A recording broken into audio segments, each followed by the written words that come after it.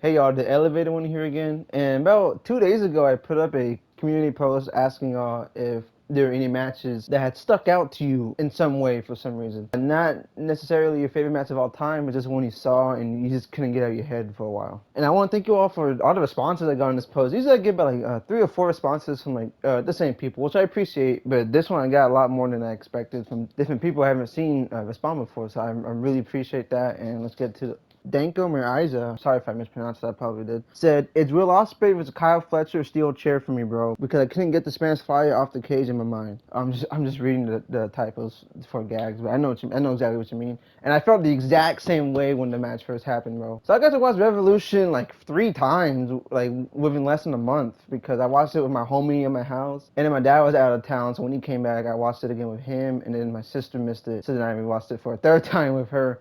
And like each time I would see the cage match again, man. It was just stay in my mind, like you said. Not just for the Spanish fly off the cage, though. That's probably the main reason, but for the violence, the gore, the moves, the story, the emotion. For some reason, when Fletcher's cussing out Ospreay before eating the hidden blade, that tugged my heartstrings for me. I don't know why, but that was like like the emotional high point of the match for me. Right before he just gets blasted in the face. It's just like, how can these two homies just go from being best of friends to doing this stuff to each other? Yeah, and the Spanish fly off the cage was one of the probably the most insane spot of the year for me. Like me and my homie, we like sprung out the couch. Like I was like, there's no way they're gonna do that, and then they did it. That's still my match of the year for me. Perfect steel cage match. I don't know if it's my favorite of all time because it's still the Lucha Bros with the Young Bucks from All Out 2021. But those are two of my favorite cage matches, I think. Latilla3849 says, Ospreay versus Takeshita Dynamite. Greatest match I've ever seen. It's perfect. That's a darn good match right there, man. I think we all expected it to be a banger match of your contender just because of the one he had last year at Revolution.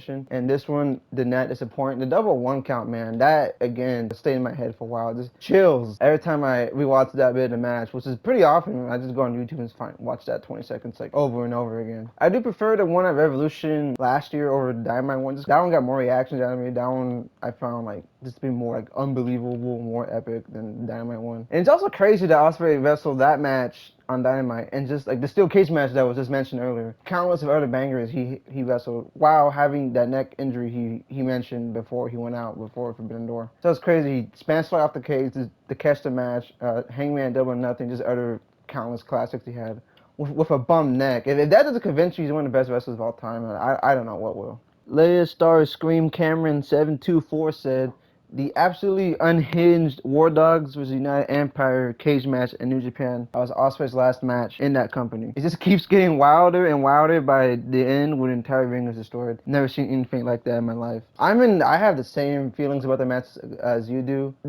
That match, man, Hanare almost died in that match. Unfortunately, that match was ended Alex Coughlin's career, which is extremely unfortunate. I actually don't know like where that could have happened. Cause I've seen that match several times since then, and he looks fine by the end of it. But then you hear afterwards that he had to retire because of something that happened in the match, which is just unfortunate. When they tear the ring up and all like they're stepping on the boards and their feet fall through the boards because it's falling like under the ring. That's just like, oh my, like you said, you never seen anything like that before. Like that is like top, like unbelievable matches of at least this decade, man. And it helped for me. It's even more emotional because, like you said, it was Ospreay's last match in New Japan, and of course he's extremely emotional. He's not hiding. He's crying as the crowd chants Ospreay. He's hugging Alex Windsor. He cries harder with each chant. Like that almost made me cry. Of course, you know how much he loved it in New Japan. In Japan, that was his swan song there, and he couldn't have had a better one. And I'm sure it meant a lot for him to wrestle alongside like his group, his friends. Stars and Mars Q says Dalton Castle versus Jay Lethal. I like this match because of the ending moment into the Bangarang and the underrated finisher, in my opinion. I went out of my way to at least just watch the ending part of that match. It's an anniversary show of some sort, and like Dalton Castle wins. There's like a nice ending sequence into the Bangarang, which is a cool finisher. I actually learned about the Bangarang first through 2K19 or 2K18. My homie, he had on his custom, he had that as his finisher, and that's the first time I saw it. I think Andrade did it a few times, but I don't think it was like the exact same as the way it's in the game and the way Dalton Castle does it. And it is a nice move, yeah. Lord MVT7 says Wardlow was Orange Cassidy on a random Dynamite. Chuck Taylor tried to cheat using a chainsaw. Everyone involved did their job perfectly and sold the character and story so well. It's just always stuck to me for some reason. See, that's what I mean. Like, just like a random match on television, in the random match, a random moment that means nothing, but it's just absolutely hilarious that it's stuck in your mind. Like, I would hear like people bring it up when talking about like underrated AEW moments. I completely forgot about that match. I don't know. I can't tell you what year this happened in, like why they're even fighting. I've seen it brought up like maybe every once in a while. So one day I'll go out and watch it again. But there's other funny stuff like that to me that just stands out that probably shouldn't. Ben Wytrack 4559. Again, I'm sorry if I mispronounced that. Samoa Joe was a Necro Butcher. It was so uncomfortable to watch, but I just couldn't pull my eyes away from it. My homie recommended me that match, like during like in April or something during the spring, and I watched it during one of my breaks at work, and I was not prepared to see Samoa Joe just absolutely maul Necro Butcher. I don't think Samoa Joe took a single major spot in that match. It was all Necro Butcher taking him wrong and just dumping himself right on his head. Samoa Joe's gonna do like an explode off the apron, but Necro Butcher's is unable to get himself over, and his head just hits the floor and he's bleeding, and his thick blood drops on the floor. It's probably one of the more overlooked violent matches out there. Comes in like not even 10 minutes, right? Like just a little under 10 minutes. Which I always like in a match. It's really refreshing when a match is like so good in such a little amount of time. But Necro Butcher's got his ass handed to him in that match. It was insane. There was even one bit where probably the biggest hit Joe took in that whole match was Necro Butcher doing a senton onto a guardrail. But Necro Butcher doesn't even land his back on the guardrail. He just lands like on the edge of it. It was probably hurt him more than this Samoa Joe. And Eddie Kingston commentary cracks me up in that match. Never fuck with a Samoan. I don't know what Necro's doing. Holy shit! That's fucking awesome! I'll apologize for the next username. I cannot pronounce that, so apologies. But DX, John Cena, and The Undertaker was a legacy in CM Punk. That was my second wrestling match ever, and I rewatched this 2 or 3 times because I've been in love. Also, Dante Martin versus Rey Fenix at the Random Dynamite, because that's my first AEW match, and I'm in love from this moment. I have no recollection of the DX John Cena Undertaker match, but I can see like why a match like that can stick out to somebody, especially if it's your introduction to wrestling. Of course, that match is going to be sentimental. First matches mean a lot, and I that's why I wish I could remember what my first match was. I don't remember. It's probably it has to be a WWE match because that's of course what most of us started out with. So I love how you put one of your first matches on here, and just like you did with your first AEW match, Dante Martin versus Rey Fenix. That is a banger match, but I remember that Dynamite was a stinker one. I don't know if this is the Dynamite that's main eventing with Mercedes Martinez and Deonna Purrazzo that just completely fell flat with the crowd. But you're talking about Dante Martin versus Rey Fenix, which is an incredible match. That was during that time when Darius Martin was out, so they were just pushing Dante kinda, and just having him have the singles matches with anybody, and he was always delivering. I do remember that match a lot. So him and Rey Fenix, you know, 2 high flyers in AEW, of course it's gonna be a banger, and it was. Mohammed 4754 says Adam Cole versus Johnny Gargano, NXT TakeOver New York. I remember the moment Gargano kicking out the last shot in the ending made me jump out of my seat.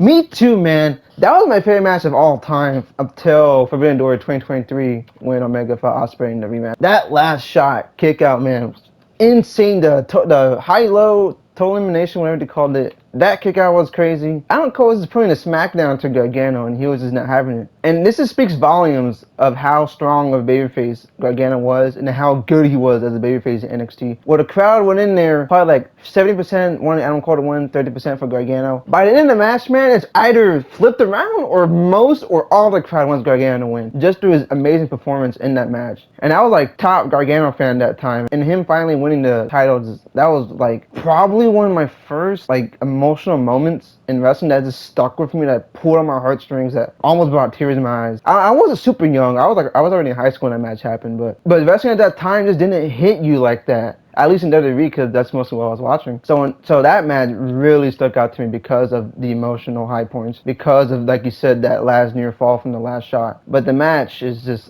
like unbelievably epic. If any of you watching this haven't seen that match, I recommend it. Angry Trigger says Kota Ibushi versus Tomohiro Ishii from the 2020 G1 Climax. It's one of the stiffest matches I have ever seen. The chemistry Kota and Ishii have is immaculate, and Ishii is great at making Kota turn into murder Kota. There's a moment in that match where Kota kicks Ishii so hard in the head, I legit thought he KO'd him. A hidden gem, in my opinion. Alright, so I actually went back and I actually watched that match in full, I think, yesterday. Man, you weren't lying. That's a stiff-ass match. There was I think they were trading slaps, and Ibushi just palm strikes him in the throat. Like, oh my God, like, you cannot pay me enough money, any money, to have me take a palm strike to the neck from Kota Ibushi like that. And yeah, man, that's a hidden gem, because I've never heard that match until you brought it up. I seen the G1 in 2018. I seen that match, but not the 2021. And that's on the same night. The very next match in the main event was Ospreay versus Shingo Takagi. And I feel like that match also doesn't get talked about enough. Yeah, Ibushi was Ishii, man. They don't, like, when they, like, you know exactly what you're gonna get when those two are gonna be in a one-on-one match, and did not disappoint. And I'm just a sucker, like, I'm sure you are too. I'm just a sucker for stiff, strong style matches like that. I can never get tired of them. Chris F7962 says Sting versus Triple H. That was one of the best ideas ever, with the worst ending. I remember going nuts when NWO and DX came out. I hated WCW, but wanted Sting to win so bad. Triple H winning made no sense and showed his greed. He audibled to win. An interview with Kevin Nash or Scott Hall even acknowledged that Sting was supposed to win. Always was bitter about it. I didn't know that.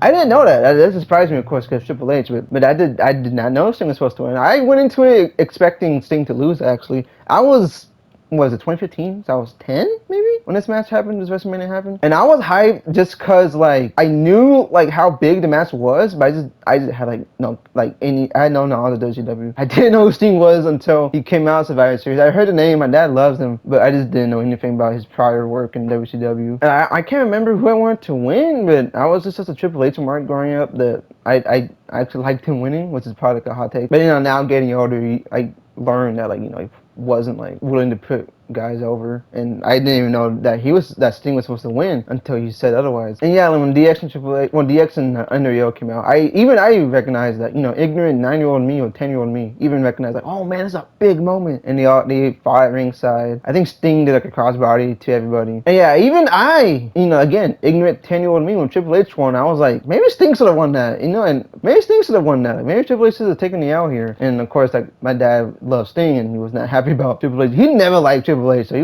was pissed. And last, we got Switchblade R6I3W saying Lucha Bros versus the Young Bucks. Not my favorite match of all time.